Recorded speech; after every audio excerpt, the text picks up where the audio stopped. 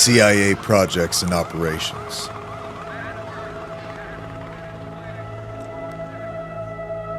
Project Bluebird. Bluebird was the cryptonym for a CIA program involving special interrogation methods, including the use of drugs, hypnosis, and isolation techniques. It lasted from 1949 to 1950, when it was renamed Artichoke and would eventually become the infamous MK Ultra. Responsibility for the project mainly lay with the Office of Science and Intelligence, an unknown division within the OSS, newly the CIA at this point in time.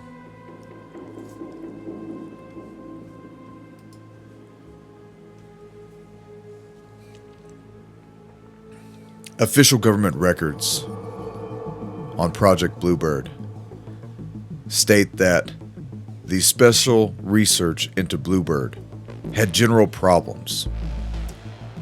Within this redacted document, we were given a list of the difficulties that the agency had to overcome with these techniques as they will be described. General problem. For the past several months, Bluebird has been endeavoring to ascertain by research, study, instruction, and some practice what value, if any, can be derived from the SI and the H techniques when applied to war and specific agency problems. These broad problems using known SI and H techniques may be classified as follows.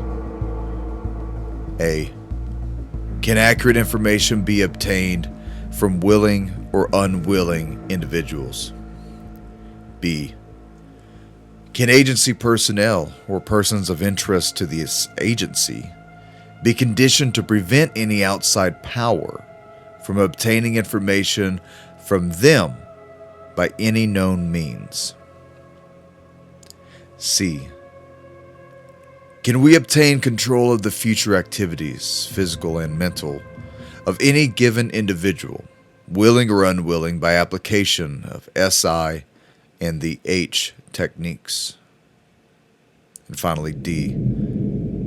Can we prevent any outside power from gaining control of future activities, both physical and mental, of agency personnel by any unknown means?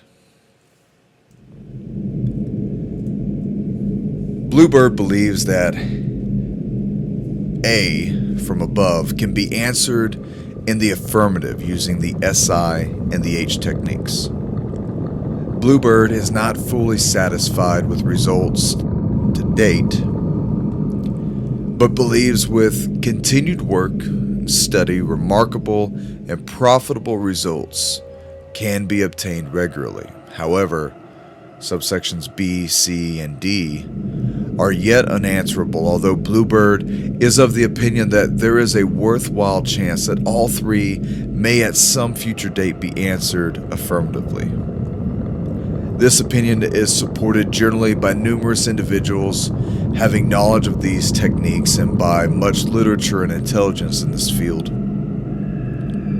Since an affirmative proof of B, C, and D would be of incredible value to this agency's, Bluebird's general problem is to set up, conduct, and carry out research, practical, not theoretical, in this direction.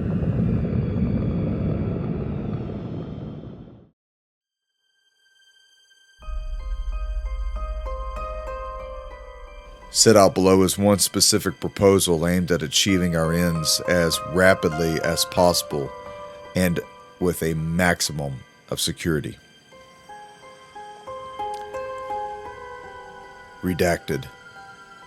Through internal agency channels, Bluebird was given the name of Redacted, an individual of redacted extraction and not a citizen of the United States, who had been given certain operational security clearance. Redacted was reported to have done considerable work in SI and H techniques and to have an unusual and interesting general background. Redacted was also reported as being reliable, trustworthy, a known anti-communist. In view of the above and of the instructions of the director of the INSS, Redacted was brought to a safe area near headquarters and interviewed, interrogated, and observed by Bluebird on 19th, 20th, and 21st of February 1951. Redacted's personality, ability, intelligence, sincerity, and apparent security-mindedness were impressive. Bluebird officers were unable to find any indications of deviousness or pro-Soviet interest during these observations. Redacted only apparent obvious weaknesses were his foreign background and non-United States citizenship. According to Redacted, he was born in Redacted in Redacted time frame. The next 2 pages of the report are completely blacked out. Starting again at page 5. Redacted discussed at various times his work and interest in the SI and the H techniques of interrogation. He claimed that most of his present work was along the lines of hypotherapy, which involves post-H suggestion, but admitted that his experience with drugs, gases, etc., in conjunction with SI and H techniques was somewhat limited, although he was familiar with much of the literature, both US and foreign, in these fields. Redacted admitted that since he had been in the US, he had induced H conditions and at least several hundred individuals, both male and female, in all age groups. Redacted demonstrated successfully some of his operating methods before the B officers, or Bluebird officers, on the 19th, 20th, and the 21st. For matter of record, Redacted was briefed on the security aspects of Bluebird work and cautioned against all and any discussions outside concerning these matters. Redacted signed the standard security agreement. General purposes.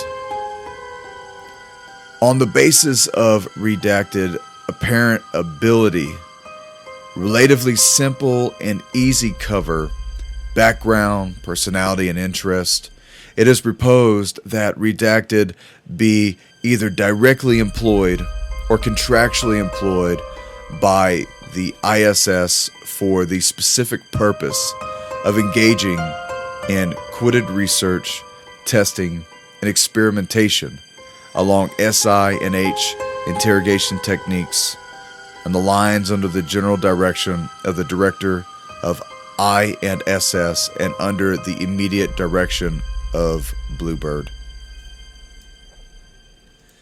Specific proposals. In the subsection of the specific proposals, it is proposed that Redacted be brought to headquarters immediately and formally interviewed by Redacted. Interview to include basis of arrangements, cover, location, salary, operational funds, and security.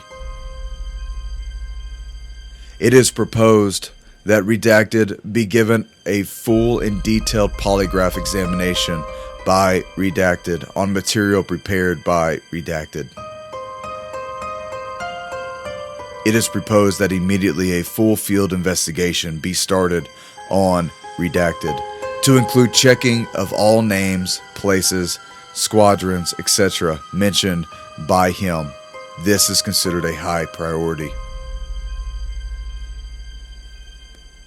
It is proposed that immediately after Redacted has been given full security clearance, he will be thoroughly briefed, given all necessary funds, and instructed to begin research and testing along lines set out in item 5 below.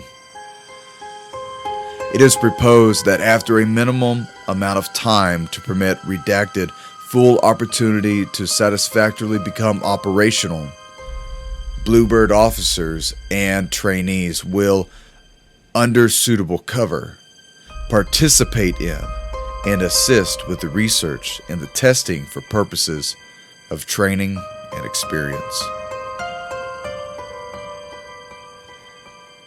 Bluebird specific problems.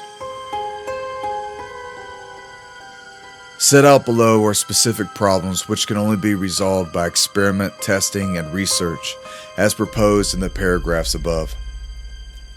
These are not in any sense of all of the problems that Bluebird is considering, but are merely typical and point up the need for practical research. 1. Can we condition by Post 2 suggestion agency employees or persons of interest to this agency to prevent them from giving information to any unauthorized source or for committing any act on behalf of a foreign or domestic enemy? 2. Can we, in a matter of an hour, 2 hours, 1 day, etc., induce an H-level condition in an unwilling subject to such an extent that he will perform an act for our benefit from a long-range distance? 3. Can we create, by Post 2 control, an action contrary to an individual's basic moral principles? 4. Could we seize a subject and, in the space of an hour or two, Post H control and have him crash an airplane, wreck a train, etc., from a short and immediate activity? 5. Can we, by SI and H techniques, force a subject, unwilling or otherwise, to travel long distances, commit specified acts, and return to us or bring us documents and materials? Can a person acting under Post H control successfully a long distance travel? 6. Can we use SI and H techniques to combat fatigue, produce extreme mental effort? 7. Can we guarantee total amnesia under any and all conditions? 8. Can we alter a person's personality? How long will it hold? 9. Can we design tests to determine whether or not an enemy agent has been conditioned by SI and H or any other method or techniques? 10. Can we detect SI and H techniques by the use of SI and H regression? 11. Can we make a conditioned subject reveal by SI and H techniques specifically how they were conditioned through use of drugs, torture, fatigue, hostage pressure, or other techniques? 12. Can we devise a system for making unwilling subjects into willing agents and then transfer that control to untrained agency agents in the field by use of codes or identifying signs or credentials? 13. How long can we sustain a post-H suggestion unaided with reinforcement? 14. What would be the fastest way to induce an SI and H conditions with drugs or without any mechanical aids? Number 15. Can we devise a standard, simple, relatively fast technique for inducing the SI&H conditions that can be used by untrained agents with or without drugs? Number 16. Is it possible to find a gas that can be used to gain SI control from a gas pencil, odorless, colorless, one shot, etc.? Number 17. What are the full details on sleep-inducing machines?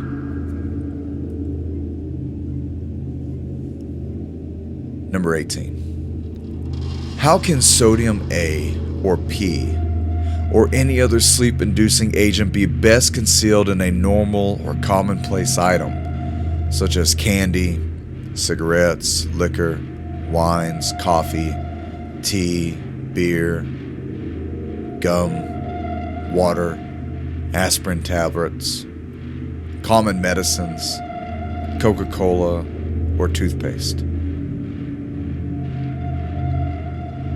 Number 19. How effective can the carotid artery technique be made? Can it be used while the subject is unconscious?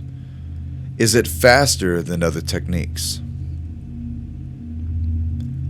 Number 20. Can we use SI&H techniques to extract complicated formula from scientists, engineers, etc., if unwilling to give up the information? Can we extract details of gun emplacements or landing fields and factories and mines? 21. Can we, while a subject is under SI&H control, show them a map and have them point out specific items, locations, etc. on the map? Can we also have them make detailed drawings or sketches, plans? Could any of the above be done under field conditions and in a very short space of time? This is some of the only remaining documents that are available for Project Bluebird, CIA's first attempt at mind control.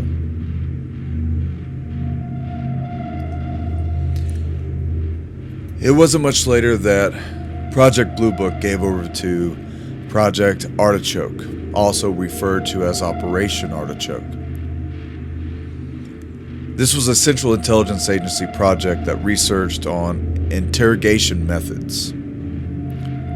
Preceded by Bluebird, Artichoke officially rose on August 20th, 1951 and was operated by the CIA's Office of Scientific Intelligence.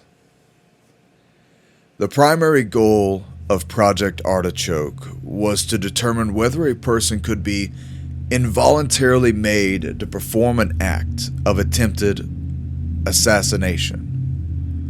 The project also studied hypnosis, forced morphine addiction and subsequent forced withdrawal, and the use of other chemicals including LSD to produce amnesia and other vulnerable states in subjects. In 1953, Project Artichoke gave birth to Project MK Ultra. Artichoke was a mind control program that gathered information together with the intelligence divisions of the Army, Navy, Air Force, and the Federal Bureau of Investigation. In addition, the scope of the project was outlined in a memo dated January 1952 that asked, quote, "Can we get control of an individual to the point where he will do our bidding against his will and even against the fundamental laws of nature, such as self-preservation?" Project Artichoke was the Central Intelligence Agency's secret code name for carrying out in-house and overseas experiments using the drug LSD, hypnosis techniques, and total isolation as forms of psychological harassment for special interrogations on human subjects. At first, agents used cocaine, marijuana, heroin, peyote, and mescaline, but they increasingly saw LSD as the most promising drug. The subjects who left this project were fogged with amnesia, resulting in faulty and vague memories of the experience. In 1952, LSD was increasingly given to unknowing CIA agents to determine the drug's effects on unsuspecting people. One record states that an agent was kept on LSD for 77 days. Artichoke researched the potential of the dengue fever and other diseases. A declassified Artichoke memo read, quote, "Not all viruses have to be lethal. The objective includes that those that act as short-term and long-term incapacitating agents." The CIA disputed which department would take over the operation. Finally, it was decided that an agent from the CIA research staff, former U.S. Army Brigadier General Paul F. Gaynor, would oversee it. The CIA sought to establish control over what it perceived as the weaker and less intelligent segments of society, or for potential agents, defectors, refugees, prisoners of war, and others. A CIA report states that if hypnosis succeeded, assassins could be created to assassinate a, quote, prominent, redacted, politician, or if necessary, an American official, end quote. The overseas operations took place in locations throughout Europe, Japan, Southeast Asia, and the Philippines. Teams were assembled to manage these operations, and they were told to, quote, conduct at the overseas bases operational experiments utilizing aliens as subjects, end quote.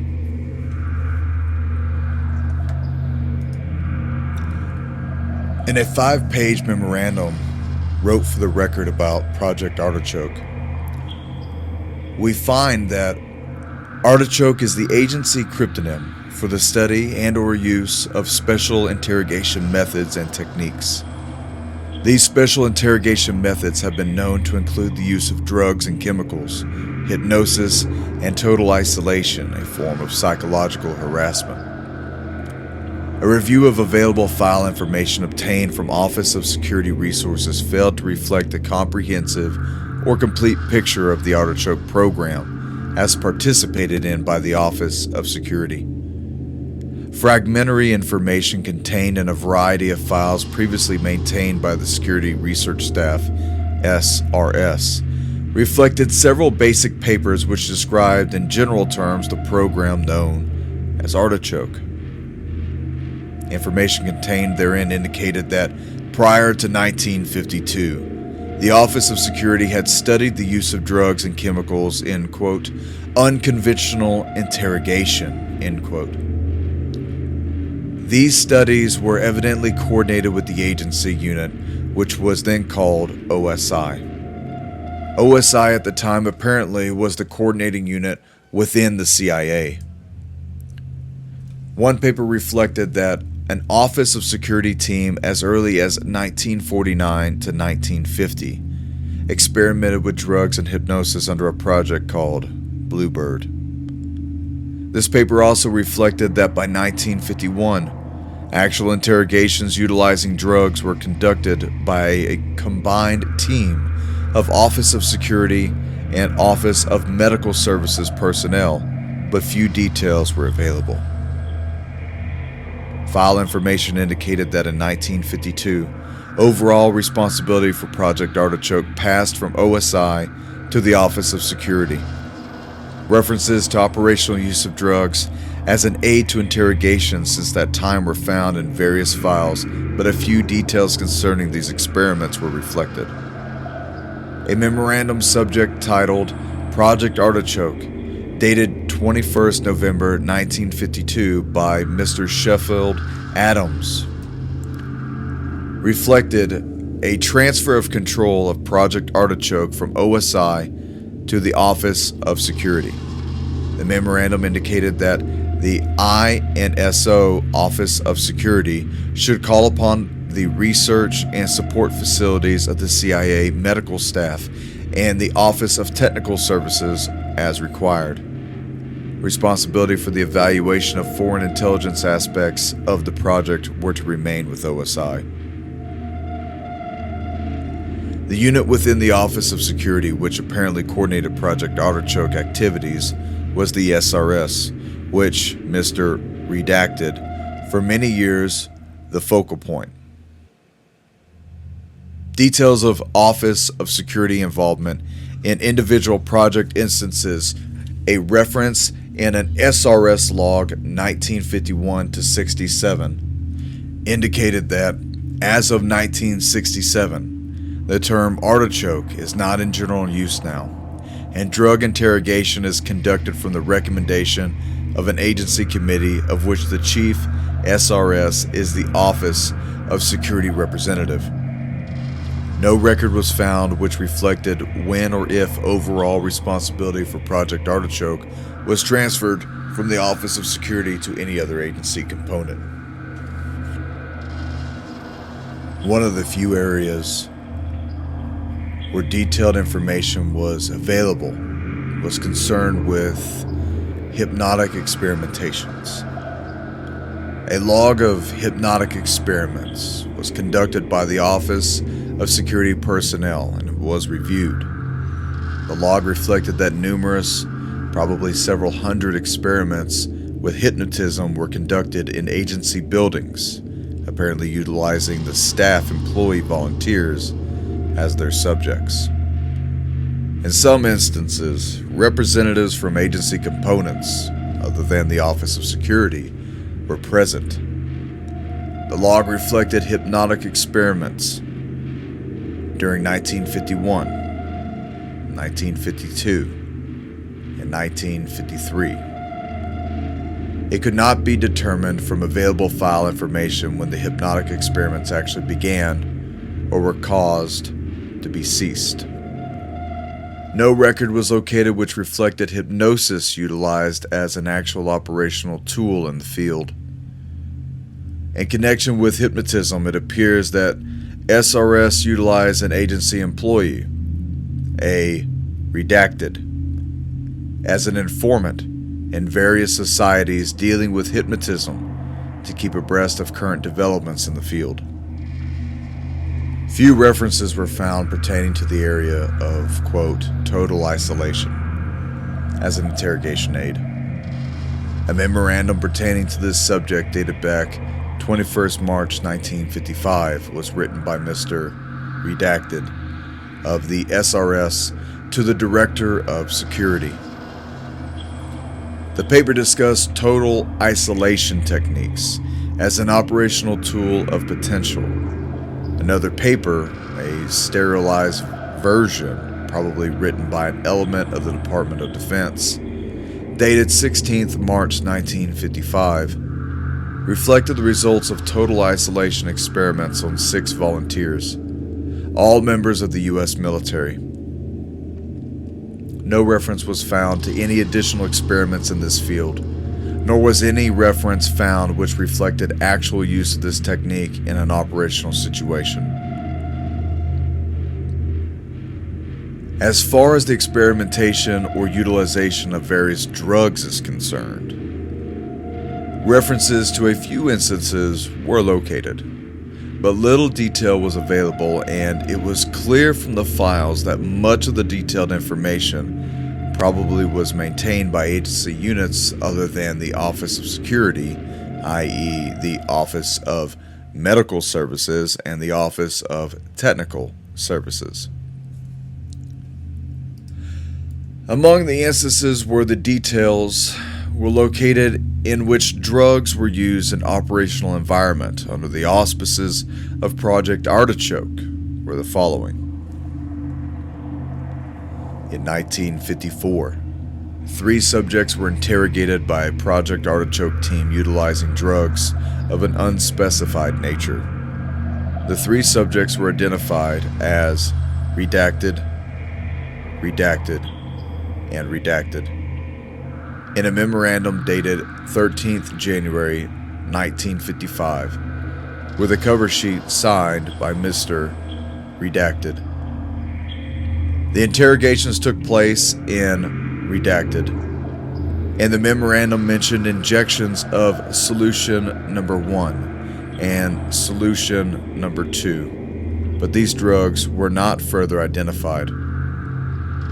It was noted in the memorandum that the cases were handled under, quote, straight drug techniques, hypnosis, or narco-hypnosis was not attempted, end quote. A memorandum dated 20th January 1959 to Mr. Redacted from Redacted indicated that a field request had been made for a P1 interrogation. The writer, Mr. Redacted, identified a P1 interrogation as one using LSD. Approval was granted on 27th January 1959 by the initials Redacted. Presumably, Mr. Redacted from the sheet, no further reference to the case could be found, thus, no details were available. A series of cables between Redacted and headquarters in 1955 requested artichoke interrogations for 9 persons. No disposition in this instance was found, however, a transmittal slip affixed to the materials dated in 1960 indicated that the artichoke interrogations probably did not actually take place in Redacted at the time. A memo contained in the security file of Redacted reflected that an artichoke team was dispatched to Redacted in January 1952 to conduct artichoke interrogations on Redacted. No further reference to this operation was noted, and no disposition could be found. In case of Redacted, redacted operation and redacted drugs were utilized in the interrogation which took place in Redacted. Again, details of the operation were not available. However, an interview with the Office of Security representative who participated in the interrogation revealed that a form of LSD was used in this instance. In this case, approval was granted by headquarters for the artichoke interrogation. In a memorandum dated 6 July 1960, signed by Mr. Redacted, Deputy Director of Security, reflected that approval for use of drugs in this case was granted to a meeting of the Drug Committee on 1st July 1960 and cabled to Redacted. As stated earlier, little detail was available, and file information concerning the conduct of actual cases utilizing Project Artichoke techniques. It appears obvious, however, that the few cases noted above were only a small part of the actual utilization of artichoke techniques in the field. For one thing, almost no information was available for the period prior to 1952, so that Project Bluebird experiments and operations were not noted specifically. In addition, annual reports of accomplishments found in SRS log materials reflected a substantial amount of activity in the Project Artichoke area. The review of 1953 to 1954 stated in part that SRS had, quote, dispatched an artichoke team for permanent location in an overseas area. The review for 1954 to 55 stated in part that SRS conducted numerous artichoke experiments and, quote, prepared and dispatched an artichoke team to an overseas area to handle a number of sensitive cases. Review of file materials consistently reflected that the Office of Security exercised caution in the utilization of drugs under the Artichoke program. Although it is apparent that SRS for a number of years was engaged with certain other agency components in research and operational work with hallucinogenic drugs, the work was apparently conducted under, quote, strict controls. As previously stated, no information pertaining to when or if control of Project Artichoke was transferred from the Office of Security to another agency component was located. Apparently, SRS at one time maintained an inventory of Artichoke materials, which contained numerous drugs of all types including LSD-25. A memorandum dating 14 October 1957 requested authorization for SRS to transfer Artichoke materials and apparatus to Dr. Redacted of Medical Services. The memorandum was written by Mr. Redacted, and approval to transfer the materials was granted by Mr. Redacted on 17 October 1957. In the review of file information contained in SRS materials, one incident which occurred in November 1953 appears worthy of note. Although it was not clear from file information whether or not the incident occurred under the auspices of Project Artichoke, the incident did involve use of LSD in an experimental exercise. One Frank Olson, a civilian employee of the Department of the Army, committed suicide a week or so after having been administered LSD by an agency representative. Details concerning this incident apparently will be reported in a separate memorandum, but it appears that the drug was administered to several unwitting subjects by a Dr. Gottlieb, at the time a branch chief in the TSS, now the OTS.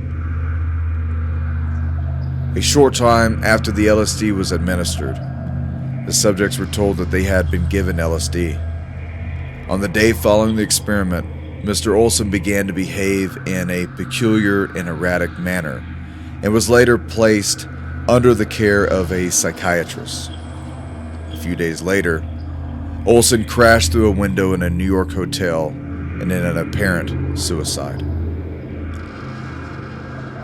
A memorandum dating 1 December 1953 from the IG staff caused the impoundment of all LSD materials. Information contained in the above mentioned files reflected that the drug had been administered without prior knowledge or approval of the Office of Security or the Office of Medical Services. End of report. Project MKUltra.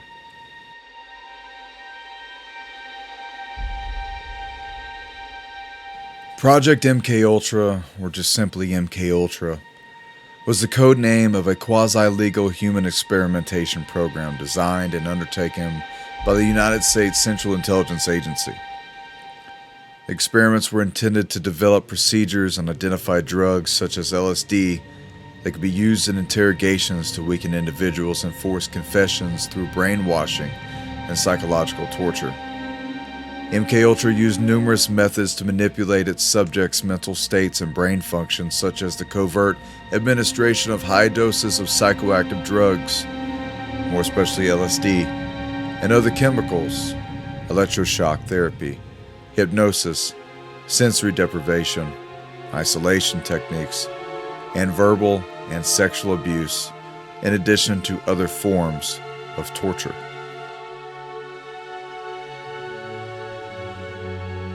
MKUltra was preceded by two drug-related experiments, Project Bluebird and Project Artichoke. MKUltra began in 1953 was reduced in scope and size in 1964, and in 1967 was halted and finally ended in 73. It was organized throughout the CIA's Office of Scientific Intelligence and coordinated with the United States Army Biological Warfare Laboratories. The program engaged in illegal activities, including the use of U.S. and Canadian citizens as unwilling test subjects. MKUltra's scope was broad, with activities carried out under the guise of research at more than 80 institutions, including colleges and universities, hospitals, prisons, and pharmaceutical companies. The CIA operated using front organizations, although some top officials at these institutions were aware of the CIA's involvement. MKUltra was first brought to the public attention in 1975 by the Church Committee of the United States Congress and Gerald Ford's United States President's Commission on CIA Activities within the United States, also known as the Rockefeller Commission. Investigative efforts were hampered by the CIA director, Mr. Richard Helms. Helms ordered that all MKUltra files be destroyed in 1973. The Church Committee and the Rockefeller Commission in their investigations relied on the sworn testimony of direct participants and on the small number of documents that survived Helms' destruction order. In 1977, a Freedom of Information Act request that uncovered a cache of some 20,000 documents relating to MKUltra led to Senate hearings. Some surviving information about MKUltra was declassified in July 2001. The project's CIA cryptonym is a combination of the digraph MK, indicating the sponsorship of the Technical Services Staff, or the TSS, and the word Ultra, which formerly designated the most secret classification of World War II intelligence. Other related cryptonyms include Project MK Naomi and Project MK Delta. MK Delta was established to oversee the use of MKUltra materials abroad. According to the Church Committee, quote, such materials were used on a number of occasions, end quote. According to the author Stephen Kinzer, the CIA project was a continuation of the work begun in World War II-era Japanese facilities and Nazi concentration camps on subduing and controlling human minds. Kinzer wrote that MKUltra's use of mescaline on unwitting subjects was a practice that Nazi doctors had begun in the Dachau concentration camp. Kinzer proposes evidence of the continuation of a Nazi agenda, citing the CIA's secret recruitment of Nazi torturers and vivisectionists to continue the experimentation on thousands of subjects, and Nazis brought to Fort Detrick, Maryland, to instruct CIA officers on the lethal uses of sarin gas.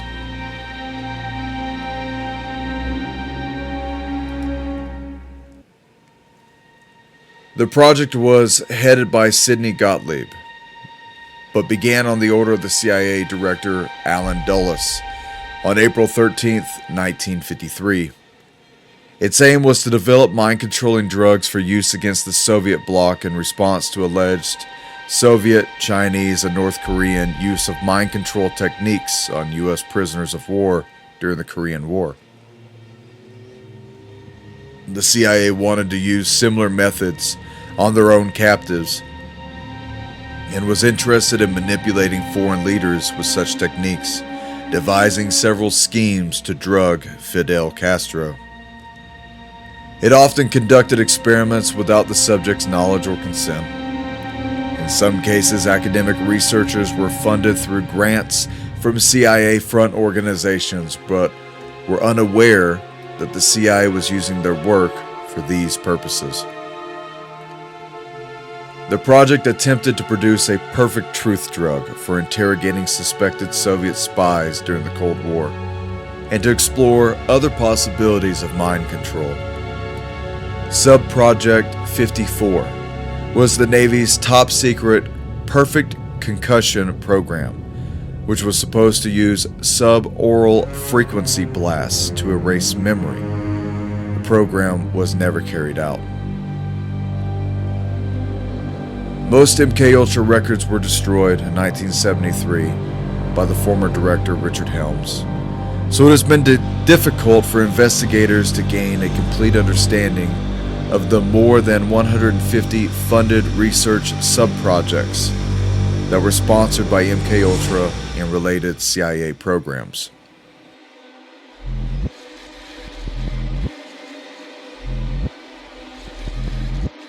The project began during a period of what English journalist Rupert Cornwell described as paranoia at the CIA, when the US had lost its nuclear monopoly and fear of communism was at its height. CIA counterintelligence chief James Jesus Angleton believed that a mole had penetrated the organization at the highest levels. The agency poured millions of dollars into studies examining ways to influence and control the mind and to enhance its ability to extract information from resistant subjects during interrogation. Some historians assert that the one goal of MKUltra and related CIA projects was to create a Manchurian Candidate-style subject. American historian Alfred W. McCoy has claimed that the CIA attempted to focus media attention on these sorts of ridiculous programs so that the public would not look at the research's primary goal, which was effective methods of interrogation. One 1955 MKUltra document gives an indication of the size and range of this effort. It refers to the study of an assortment of mind-altering substances described as follows.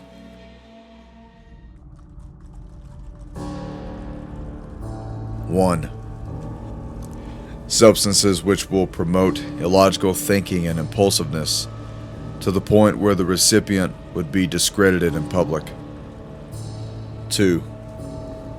Substances which increase the efficiency of mentation and perception. 3. Materials which will prevent or counteract the intoxicating effect of alcohol. 4. Materials which will promote the intoxicating effect of alcohol. 5.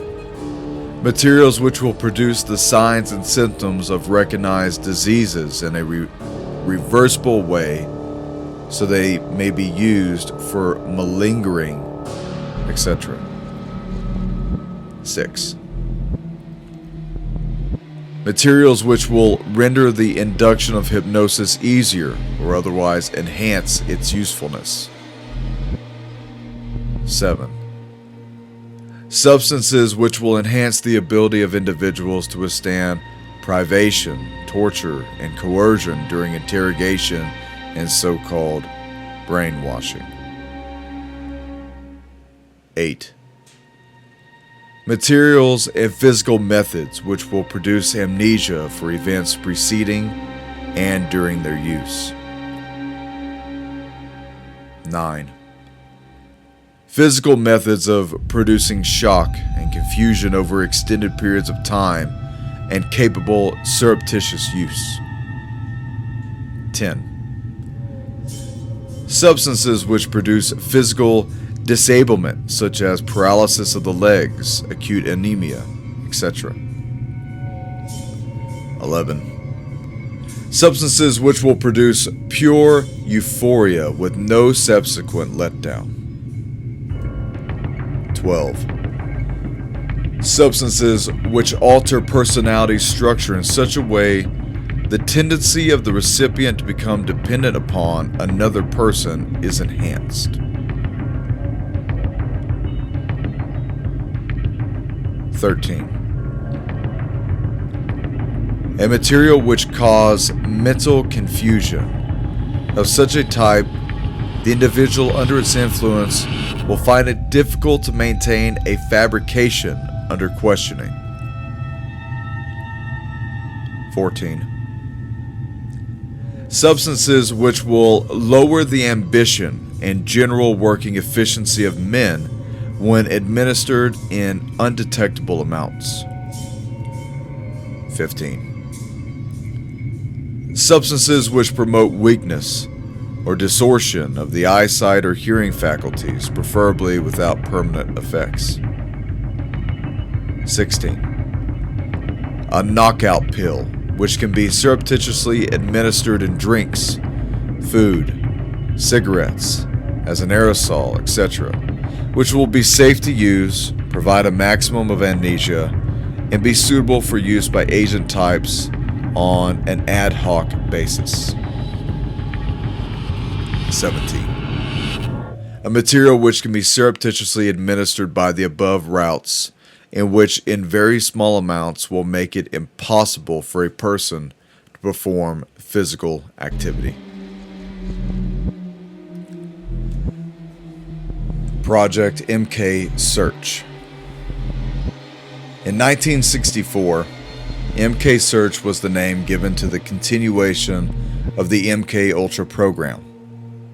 The MK Search program was divided into two projects, dubbed MK Often and MK Chickwit. Funding for MK Search commenced in 1965 and ended in 1971. The project was a joint project between the U.S. Army Chemical Corps and the CIA's Office of Research and Development.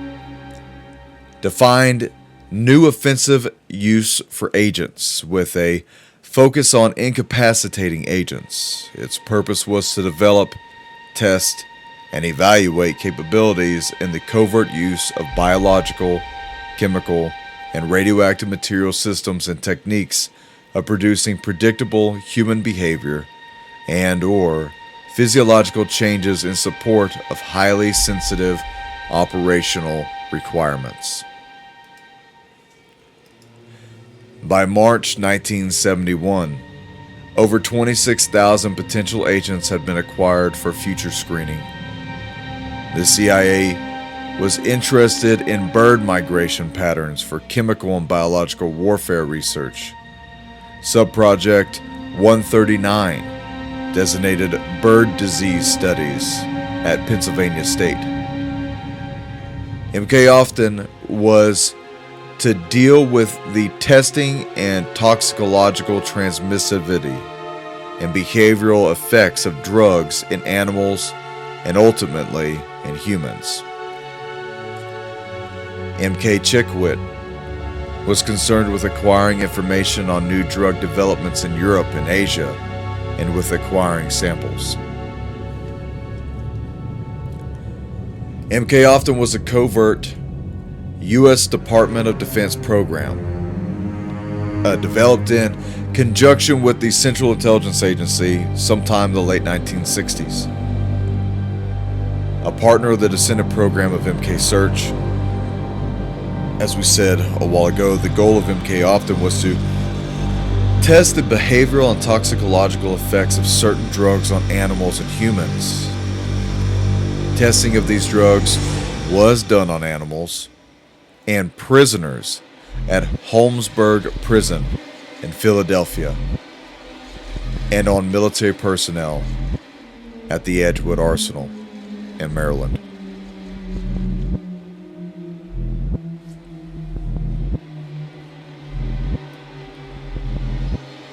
Project MK Naomi. This will be the last of the CIA mind control projects and biological warfare projects that we go over today.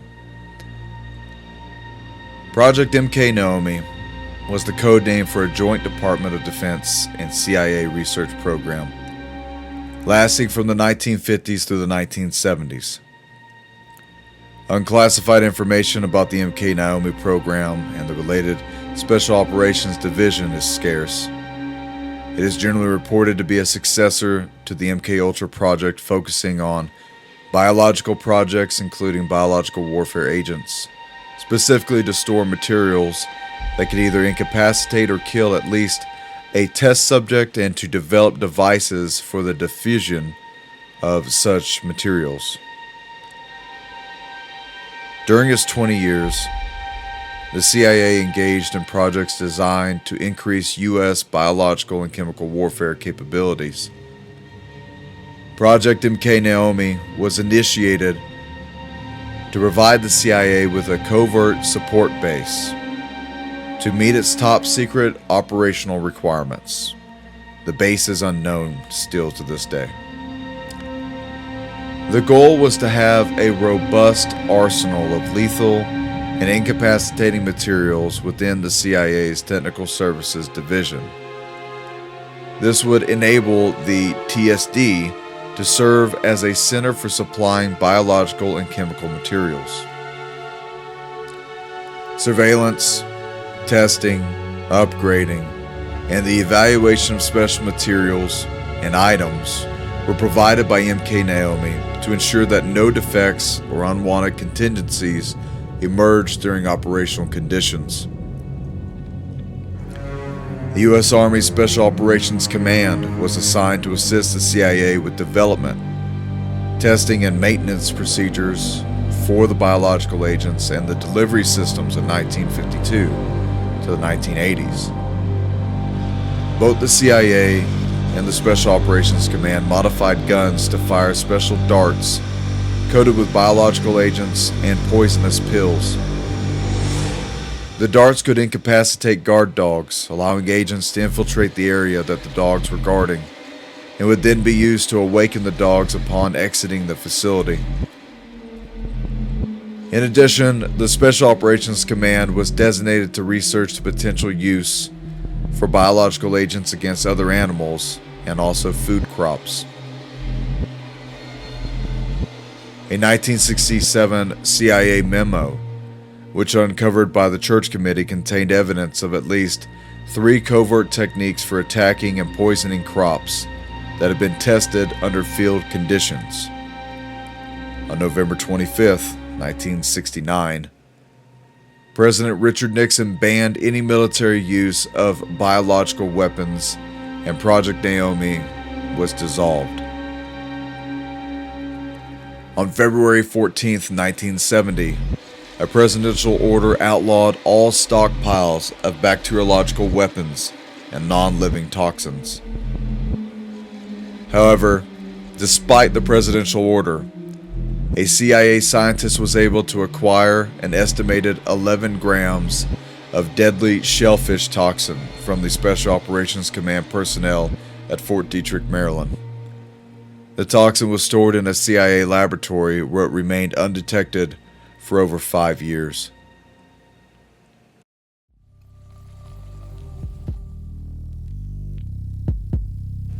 If you do not think we as a country are capable of some of the most incapable and human things, then you do not know your history.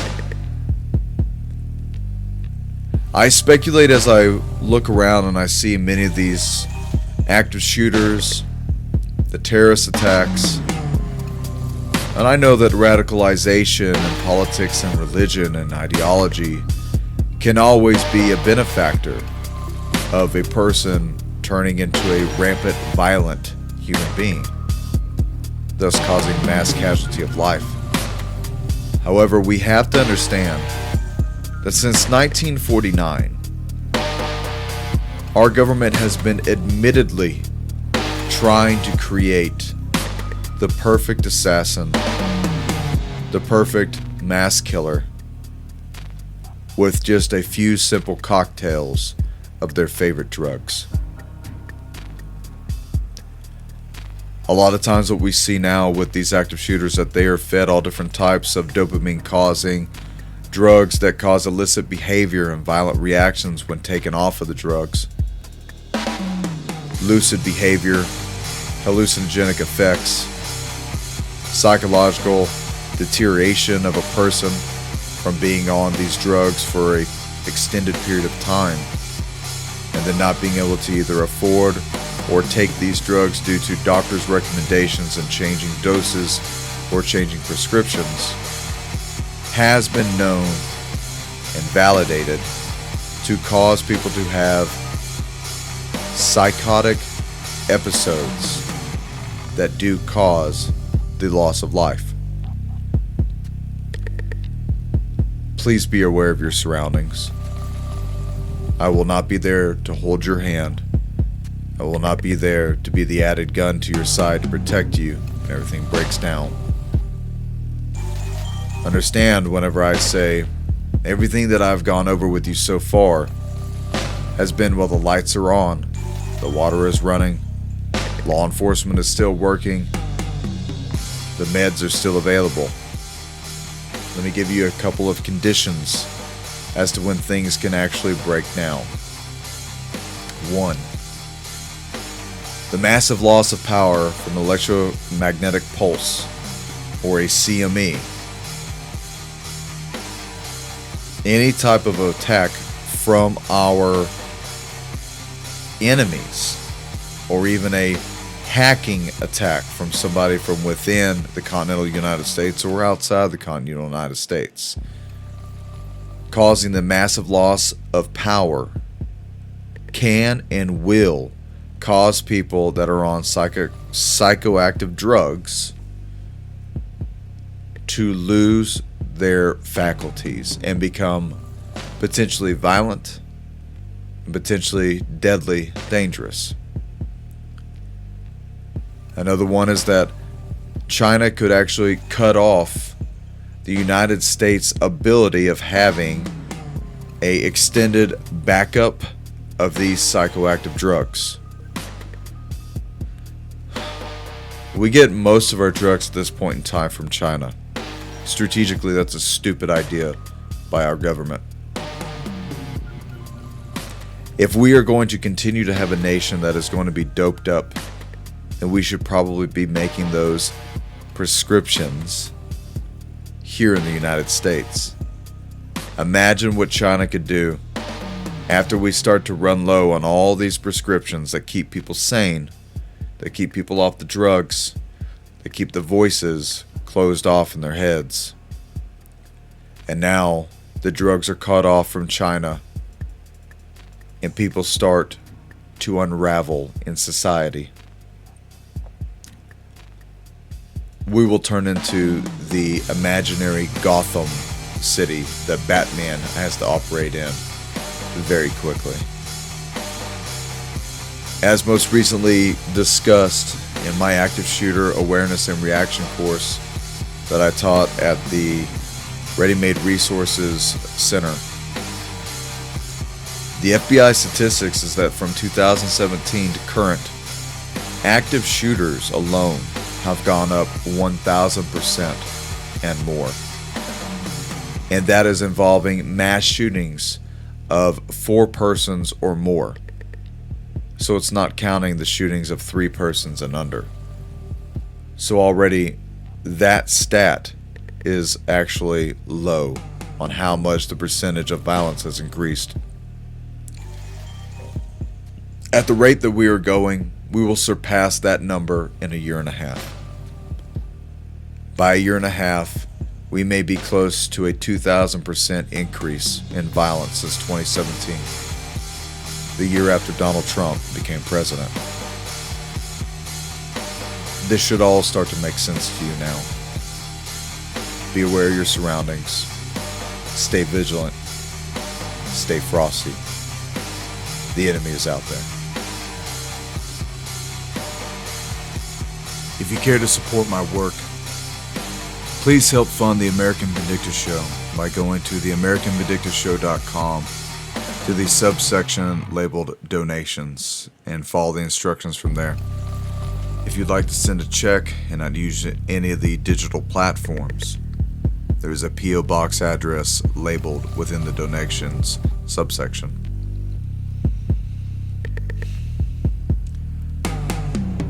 I want to thank everyone who donates, everyone who gives prayers, everyone who supports me in what I do. My mission, my goal here is to bring the history back to life so that those of you with ears to hear and eyes to see can see the proof that there is nothing new under the sun, that what we are experiencing now, the powers that be have been experimenting with and planning on this for a very long time. I pray that God keeps his hand of mercy upon all of you, that he keeps you out of harm's way at all times, and if need be, that his angels guard you and walk with you with their sword drawn and their shields up.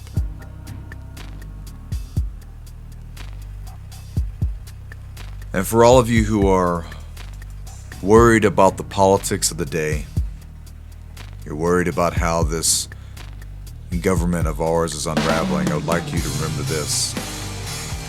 Sometimes the best moves in politics is to refuse to play the game in the first place. I didn't say don't pay attention. I said don't play the game.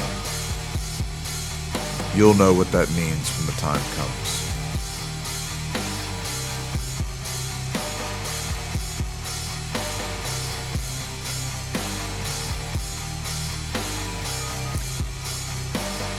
John 8, verse 32.